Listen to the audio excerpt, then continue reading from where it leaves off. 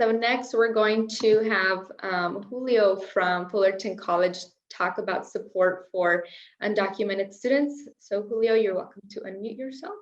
So yes, the Grass to Be program, just an overview of the presentation.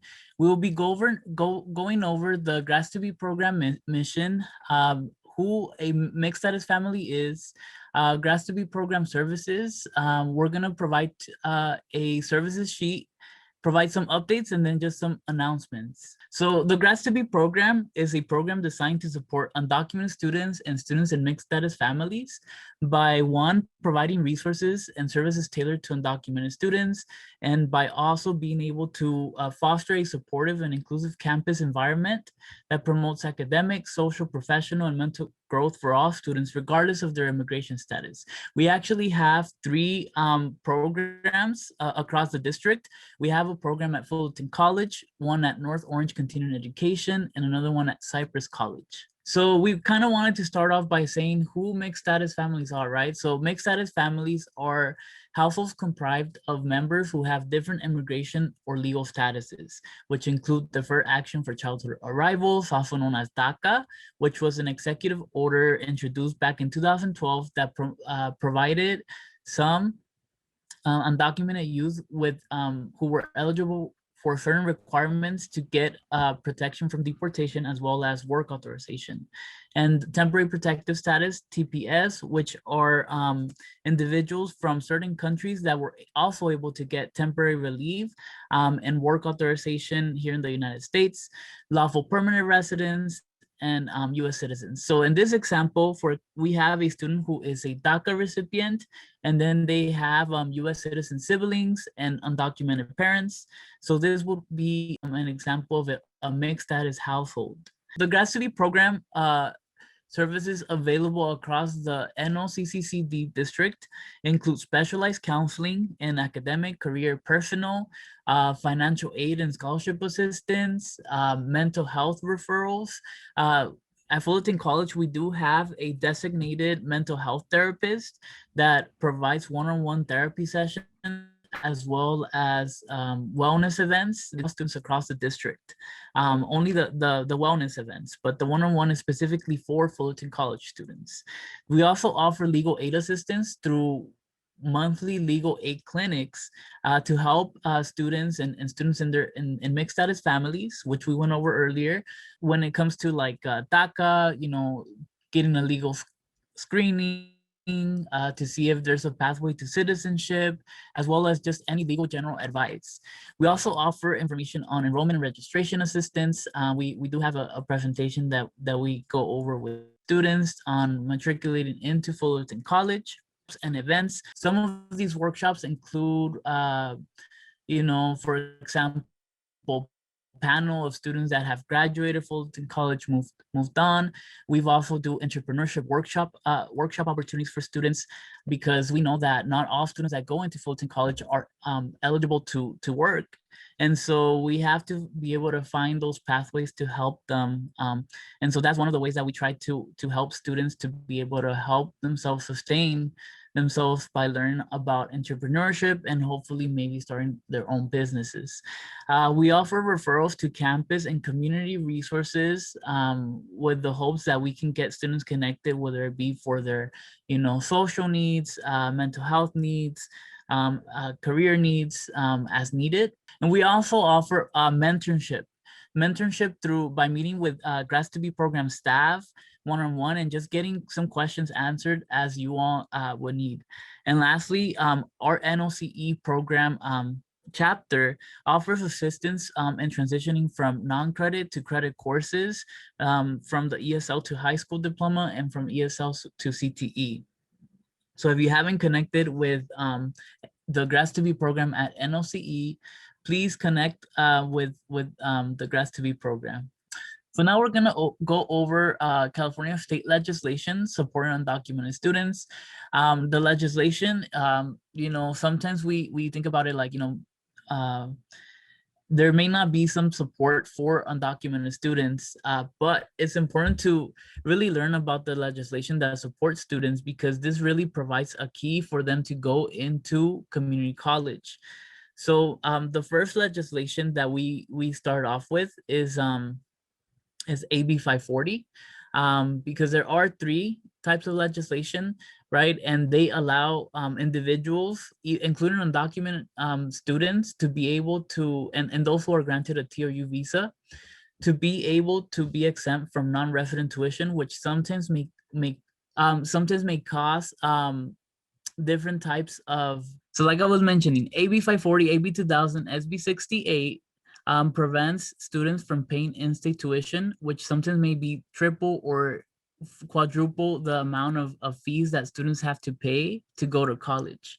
So AB 540, in order to qualify, you need to have attended a California high school for 3 or more years, and you need to have graduated or obtained a high school diploma or GED, and you need to submit a form to the admissions and records office, right? So AB 540 was implemented in 2001, and it's been helping so many undocumented students since then. Then in 2014, AB 2000 was included, and so AB 2000 what it did is expanded the number of years required in high school to include elementary, middle school years, but for those that graduated high school early. So if you know of someone that graduated high school in 2 years, then they would be eligible for AB 540 through AB 2000. Then SB 68, which would be more geared towards our NOCE students. It expands the number of years required in high school to include maximum of 2 years full-time attendance at a California community college or an adult school by completing 420 hours per year. And so they can also substitute the high school diploma with an associate's degree and or completing the requirements for IGETC or CSU to be able to get that graduation requirement. So in order to be eligible for financial aid, you need to be eligible for AB 540. Financial aid is given to students who do need financial assistance. And we have the federal financial aid, which is known as the FAFSA application. And we also have the California DREAM Act application. The California DREAM Act application is a free application for undocumented and non-resident documented students who meet certain provisions to apply for and receive state administered financial aid. So you can get grants, you can get fee waivers so that they can pay for your tuition. And within the California DREAM Act application, you do have different state legislation that have helped to bring about this application. So we have AB 130, which was implemented in 2012, and it allows students to meet AB 540 who meet AB 540 criteria to apply to non-state funded scholarships. And then AB 131, which was implemented in 2013, it allows students who meet AB 540 criteria to apply to state funded financial aid.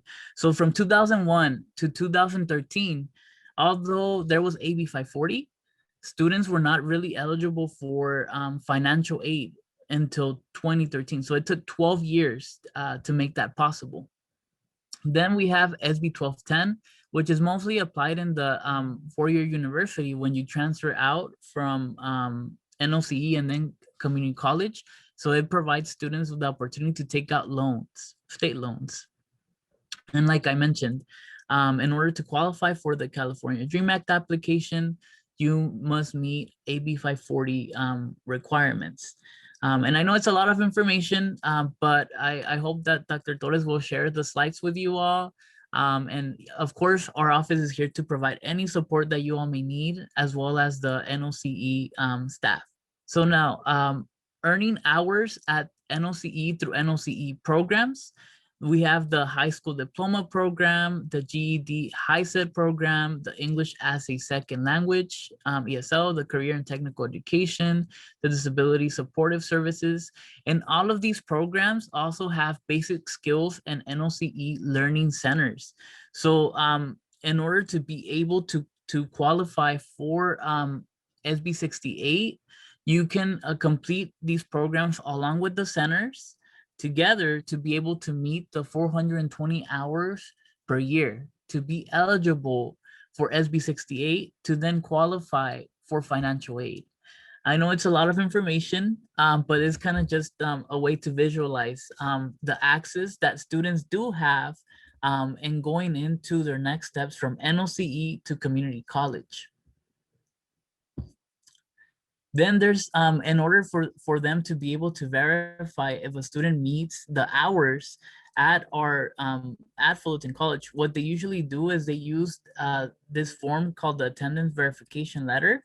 Students submit the form on the left, which they fill out all of the information, and then after they submit that application, and of course this is all ones they kind of want to know like the progress they have with the hours and things like that, then they get a letter from NOCEs indicating, you know, how many hours have been completed for their overall like attendance. And so if it's 420 hours per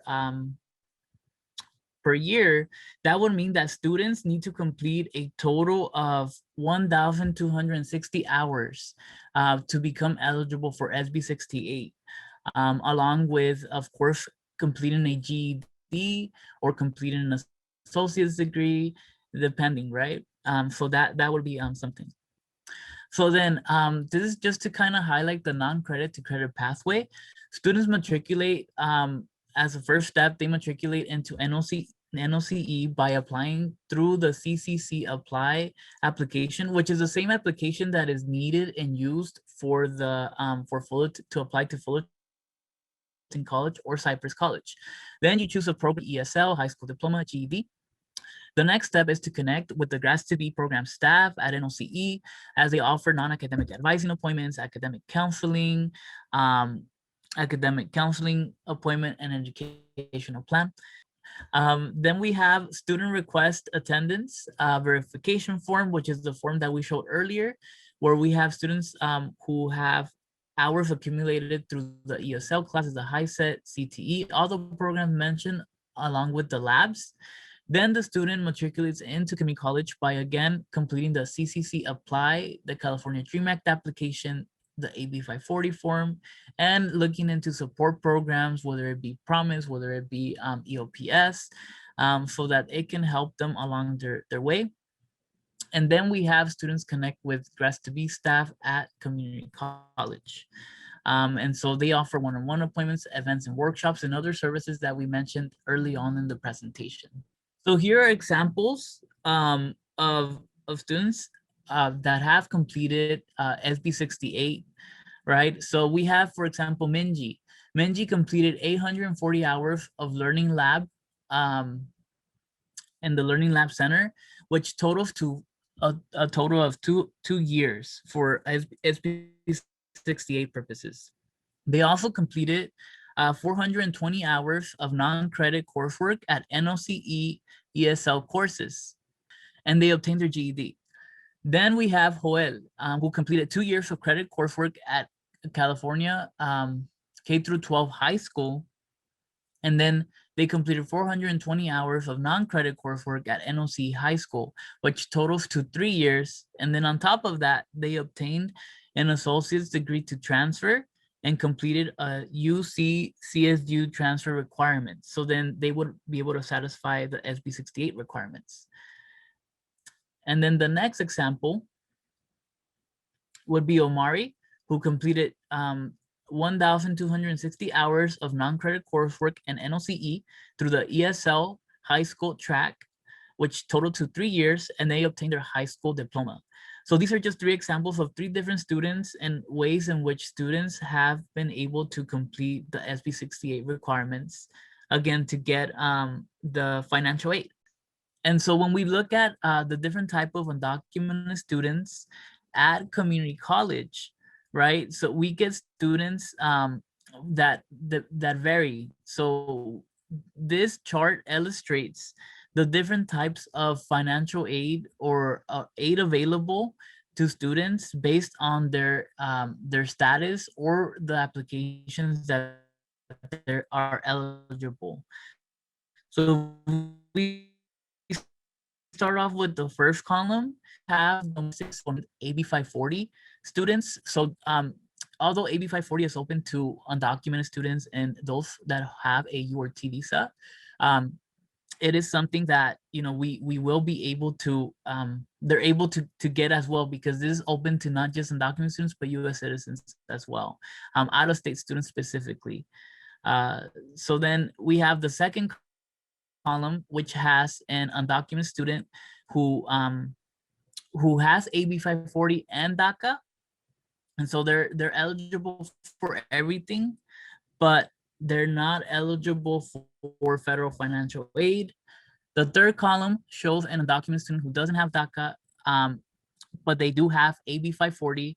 So they're eligible for all of the in-state tuition, fees, and grants. But they are not eligible for the federal financial aid. Then we have a student on the fourth column that does not have access to AB 540, but they do have access to DACA. They're not eligible for any state grant or anything like that, but they are eligible to work, and they would be eligible to work outside of campus, because usually work study and things like that, unless they are applying to work study, right? Then they wouldn't be eligible for it, because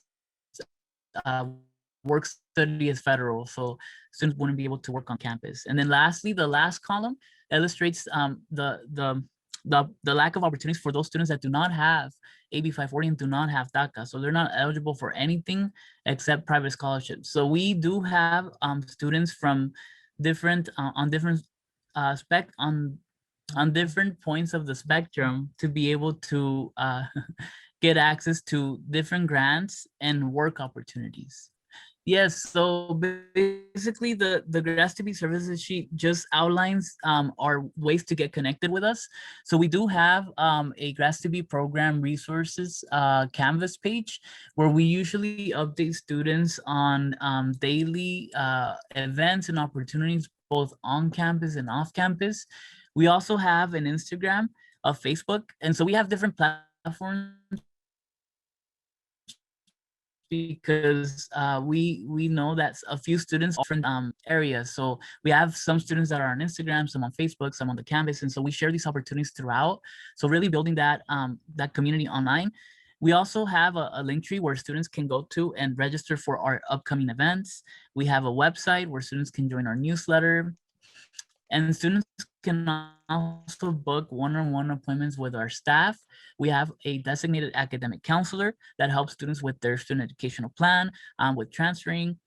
And we have non-academic advising appointments, which is composed of our staff, which is like that mentorship component. And lastly, we also have mental health counseling. And so we do offer that, and students can access that by calling the number projected.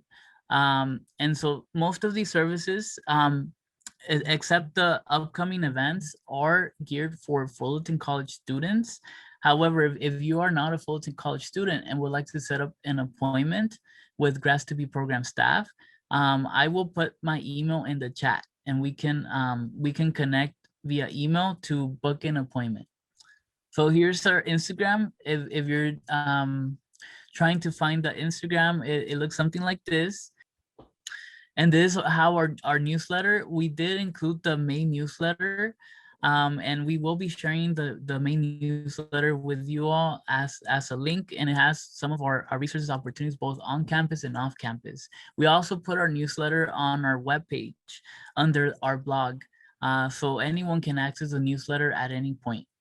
Thank you. Thank you so much, Julio, for the very important information you shared with our students today. We appreciate your time. We're very appreciative of you and your partnership with us, and Hilda as well, for your collaboration and supporting our undocumented students. And thank you again. Thank you so much.